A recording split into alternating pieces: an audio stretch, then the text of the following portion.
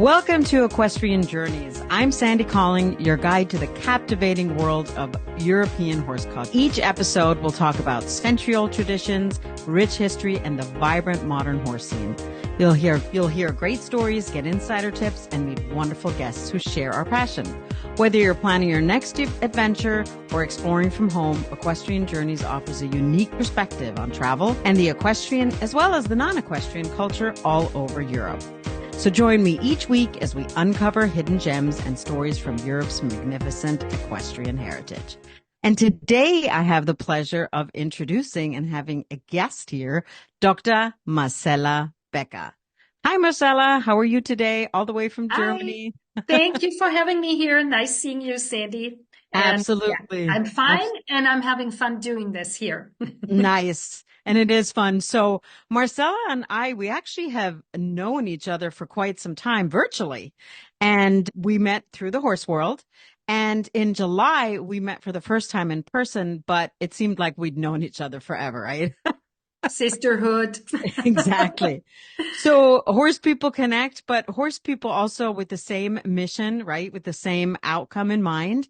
And Dr. Marcella Becker, who also lived in America for several years, is deeply ingrained in the horse world, has been featured in Cavallo magazine a few times now, Marcella. It's been adding up. Yeah. It's been adding up. That's so exciting. And she's actually going to Singapore next week to teach a clinic in Singapore. How exciting is that? And so, Marcella, tell us just a little bit about your background in equestrianism, and then we'll share a little bit about the story, how we found each other and created this amazing collaboration that really is just a win. Well, where to start without blabbing for hours? I think taking the story from the hind end from now, in a way, it makes perfect sense for how I do things now and what my focus is in teaching riding and working with horses and working with riders and really wanting to bring those two beings together in a good being state. Yeah. Mm-hmm. All of that, I think, is an outcome from a somewhat bumpy road as a rider, because I'm not from a horse family. So it was just, as a really little child, I wanted to be a Native American, actually. I love that. Because they were riding horses. And then I wanted to ride horses, and it just wasn't really part of my family makeup. So I secretly biked with my little ragged bike to wherever there were horses. And of course, the secret was blown when I came home smelling like the ponies did. So can't keep that away, right? Yeah, you can't hide that. Then there was cleaning stalls for riding one round of walk on a horse. The day was blessed when that was done. And really riding lessons in between a little bit, and then the horses were gone again. And then I started once a week in a riding club type situation. But the riding really that formed me and that I was seeking out and my heart wanted really started actually in the US when I was there as an exchange student. And there I had the first teacher. She was working really with the mind of the horse. And that was really my start into what I wanted to do. And then, of course, because I was studying graduate school and all of that intensive work, there were interruptions, but as soon as it was possible to structure my time in a way that allowed for the writing too, that started taking up a good chunk of my extra time. And so from there, those were my beginnings. And to pull this together with now, it really is that a big focus of my work is on the rider and on the seat, on feeling. And my mission really is to help riders to avoid some of the, dead end roads that we do have to go, some of them. But if I can avoid a few of them and help riders to find to be a feeling, caring, self-feeling rider, then I can help riders and I can help their horses. And that's where we'll be talking more about that, where my studio idea and all of that stems from.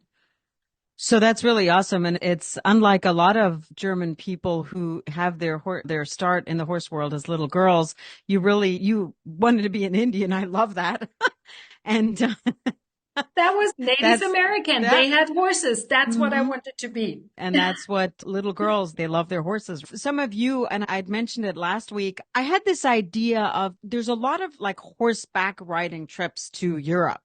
But Europe is so incredibly rich, and especially, of course, Germany in the horse tradition, in the horse culture. A lot of our classical books, they're German, Steinbrecht and et cetera, Bürger. And I'm not going to go into that because that's not what this is about. I really wanted to lead people and showcase and see it in person because it's different watching documentaries and reading books, but actually taking people to these wonderful, also off the beaten track places. And so Marcella and I were on a Zoom call once and we were talking about Joker's Pluto, which is the kinesthetic riding simulator with the riding studio that Marcella just mentioned. So we came up with this idea to incorporate both pieces, have people get to know and see in person, like the last trip. And maybe Marcella, you can talk a little more about it. But the last trip we did a Planwagenfahrt, which is a covered wagon carriage drive, whatever. And it's a farm, 5 generations handed down from generation to generation. And the horses that were pulling the cart were Alt-Württemberger. Alt-Württemberger is a breed that's nearly extinct. So that was for the participants that were there. There was one, one of the travelers, she was desperately wanting to bring one of them home. The breeder wouldn't give them away. He did. He actually said, you can have this one or this one. And she says, no, I want that one and that one or that one. And he said, no, my wife wants to keep those. So off the beaten track things, Marbach, and I honestly can't remember, Marbach and the Alt-Württemberger, aren't they like tied? Right. What I just want to jump in on, and this is having lived quite a few years on the West Coast and finding a lot of things to love about there, like wilderness, which we don't really have here in Germany. But at the same time, I can also see how it is really fascinating for visitors from the US to go to places where you walk along down a cobblestone road and there is on the door, above the door of a house is like 1500 and something or 1400 and something, right about the time when the first white folks hit the Americas. So it's a whole different experience. Or when you were planning for Marbach, it's been a state stud for centuries, as a small one for centuries and then the big one. So I find it really fascinating then for US people to come here and see that. And of course, because I am here and we figured out that particular trip together and you have others for the other trips. It's always more interesting to be right there and do the little things that usually if you travel from the US, you don't get to see them. You need natives, so to speak, to point you to go there. This is real original. Do this. And then, of course, the combination with my writing simulator studio. If you want to, I just talk a little bit more about that too. That's been a vision of mine because of the lack of good school horses and good school horses that are really supple through highly schooled. Where can you find them and how can you maintain a highly schooled horse? Every time a beginner sits on it, it needs to be in a way rewritten and corrected. And it's hard on the horses, and I'm one of those riders. It's hard on the horses when you have starting riders and they're trying to figure out their body. It's an effort for the horses. And so that's where I got the idea to create a studio. That was my vision, where I have a writing simulator where people can work out their own issues in a safe, fun, mutually encouraging, empathetic environment. And so it's good for the people.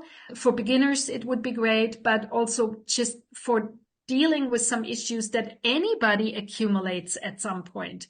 And to do it on a horse that's very neutral, very patient, and forever supple. And I do want to stress here, it's definitely not just for beginners, because on this last trip, there Yeah. were two professional horse trainers, riding instructors, horse trainers, and they were absolutely blown Yeah. away of the minute. And again, we can't Yes. see or can't our blind spots, right? You can have eyes on the ground, but Yeah. getting the instant feedback from Joker's Pluto is really pretty powerful. And the environment, the studio, it's so fun. And like Marcella said, it's so safe. And then at lunchtime, going to a local grocery store and getting a brezel and the good German food. And it's just so fun getting to know the culture while improving your riding. It's really, truly the best of Yeah, both doing worlds. it in a playful way. And if I just may add that with the simulator that I have, because there are, of course, different types of simulators out there. The one that I settled on a hunch, honestly, and I'm still excited. And every time I discover new stuff, it's a purely kinesthetic construction, actually very simple. It works with springs. So we're talking about very slight vibrations. And this is why it is so effective, especially also for people that actually ride a lot, that train horses or whatnot. Because just as the horses take on compensatory patterns to accommodate us, our body does the same. If I ride a lot of correction horses, for example, with issues with crookedness, with hardness or whatnot, my body, whether I want it or not, does something to accommodate that. Or for people who, even far advanced people that have one or two horses, yeah, they also accommodate to each other. And so in that case, working on Joker's Pluto is just something that for any rider at any level gives a really good baseline from where to start again. And the two instructors that were here were really giving super feedback in Right. terms of being newly recalibrated on a very good neutral. And the other thing I'm all excited, as you can tell, or if you can't tell, is that I'm working together with a colleague, and she is trained in different possibilities on working with horse, with human. I call her the woman with the magic hands. Which she really does. She Which really she does. really has, definitely, Steffi Dietz.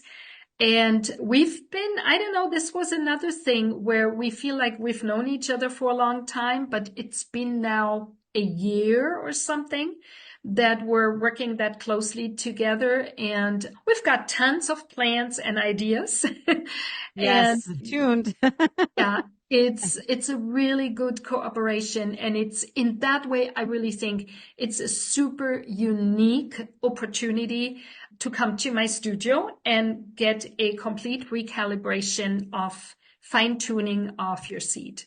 While visiting castles, while eating amazing German food, and Yes, going to yes, century old, literally five generations of yeah. farms. And one of the feedback we got in for testimonials and feedback, you can visit equestrianjourneys.com and also Dr. Marcella Becker. And we'll link all the links Super. in the show notes, so you'll be able to visit those yourself. But one of the feedback that we got from a participant last time on our July trip, she said it would be great to ride after that. So for the December trip that's coming up, we actually have a ride planned after 2 days in the studio. And it's just a fun ride. It's not a dressage lesson. It's not a lesson. It's a ride, but that's when you really can feel it. So we've tweaked, we've changed some things.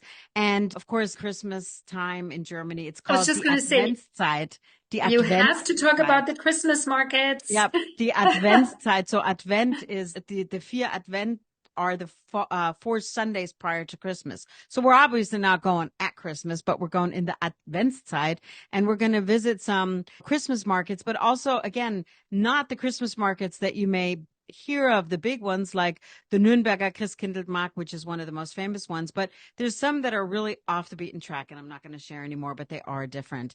And And chocolat in Tübingen. oh, yes. If you So love don't chocolate, See, I've never been to Chocolat. I've been to Tübingen, which is a I great have. town. I know. Touch a little bit on that because I try to explain it to people and I really can't, but you've been, so you can Yeah. talk a little Well, more. I don't know. It's a chocolate festival. And there is, of course, the old town in Tübingen also is centuries old. Yeah. Tübingen is one of the old university cities. And so you've got a lot of these, I always miss the word, Fachwerkhäuser. Half timber houses. Thank you. That's a word I keep wondering about. Half-timbered houses and old houses, cobblestone streets. Yeah. And there were all these booths located at, and they're offering chocolate in all variations. They're also coming from different countries. I do remember quite a few with Italian style chocolate stuff. 100 countries is what I read. 100 different See? countries. Okay. It's a lot And of countries. so if you love chocolate, go there. I'm like super excited. And I'm wear like some really excited. pants that have some extra space and just enjoy. Yeah, why not? Once you're there, Yeah. you might as well indulge. And So also, Sandy already planned it accordingly. The trip in December, it's planned that you guys also go there when it's starting to get dark, because then you have all the light, and it also has a Christmassy feeling in a way, but with the special focus on chocolate and Glühwein, which I think is mulled wine, but it's different. It's not really the mulled wine, but mulled it's the wine. Yeah, closest thing to it. Glühwein yeah, is really, really so. And I yeah, know a lot of people love the Christmas market. So yeah. combining that with the equestrian highlights, obviously Marbach, which we've talked about Marbach several times, and the Altwürttemberger, which this breed, they were so adorable and it was just so amazing. If I may Yeah. interject, because Marbach, they have actually a herd of Arabs Yeah. with Got a to see the lot of babies. Egyptian lines in it, Yep. because there was 19th century. There was a Wilhelm. Württemberger king. I don't remember all the details, who loved Arabs. So of course he Prince got Wilhelm, I some think, or Arabs. König And that Wilhelm, yeah. started that. Then they have the Altwürttemberger, which is the heavier warm blood breed. Actually quite important in these days to maintain that genetic base. Yep. Then the sports Württemberger, of course. And then they have the Schwarzwälder, which are it's basically a light cold blood from the state of Baden-Württemberg. They're dark chestnut with flaxen mane, and I love them. They're so cute. Yeah, and they're super intelligent. They've also been used, or are being used, to pull logs when you do logging in areas where you don't want to do clear cut, but you do selective logging, and then you're better off with a horse. Black Forest, right? So that's and where Black traditionally Forest comes from. is quite steep, so you need a smaller but strong horse. And personally, I've taught quite a few of those Schwarzwälder. And even though they're heavier muscled, because they're so intelligent, they're like, oh, I'm a dressage cold blood. I know, they're so cute. And beautiful. I've never actually seen one in America. And so I'm not saying they don't exist, but I have not seen one in America. Probably very few. All these like off the beat track things are so fun to learn about. So we have a lot of stuff in store for you guys. So stay tuned, both virtually and in person.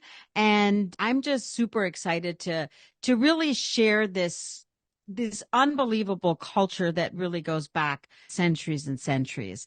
And we've just scratched the surface. Marcella? One more thing to the centuries and centuries. Essling medieval age Christmas market. I think it's one of the few that does that. It is. It combines. So it's a medieval Christmas market in Esslingen, which is very close to where we will be staying. And then another one, not set in stone yet, but I'm working on it. It's called Aalen is the name of the town. So Aalen is a small town, and it has a Christmas market that you go into a mine. So you go down, and the Christmas market is, I want to say downstairs, but the Christmas market is down in the mine. And so that's also really unusual. I'm from a very small town called Zweibrücken, and not that we're going there, but we even had a small Christmas market that was absolutely charming. And I loved going, and you go from booth to booth, and there's so much fun things to look at, crafts and food, of course, and the mulled wine. And it's just such a special time And to the visit smells. Germany. Oh my gosh. And you That, can buy Christmas carvings and Räuchermännchen. yep. I brought a Räuchermännchen to a friend in Eugene and she loved it. Yep, I have two of Those them, and kinds then of also things. the windmill, with the Yes. candles Yes. and the nutcrackers. There's so much Yeah. fun stuff to do and see, and combining it with the horse stuff. Again, horses and Europe are just so intertwined, and for Germany is such a wonderful country for the horse culture. Now, we will be looking at other countries as well, but I'm just super excited about Christmas. I'm super excited about sharing this, what's so dear to my heart, and then combining it with the smiling faces that I see, because people were skeptical. I'm not going to lie. People, Of they course. didn't know what to expect. But they did, because they trusted, and they were just absolutely blown away. So I'm just super excited that we've combined these two wonderful things, because going to Germany for just 2-3 days, let's face it, Too when you much. make that trip, you want to have some fun. Marcella, do you have anything else to add before we wrap it up? Not that I can think of. If anybody has questions regarding the Joker's Pluto part, you can contact me anytime. Everything will be in the show notes to get a hold of Marcella. So this Cool. wraps up another episode of Equestrian Journeys podcast. And I want to thank you for joining us. It's brand new. It's a subject that's near and dear to my heart. And if you enjoyed our journey today, then share it with a friend who loves to travel and loves horses. So don't forget to subscribe to Equestrian Journeys on your favorite podcast platform to never miss an episode.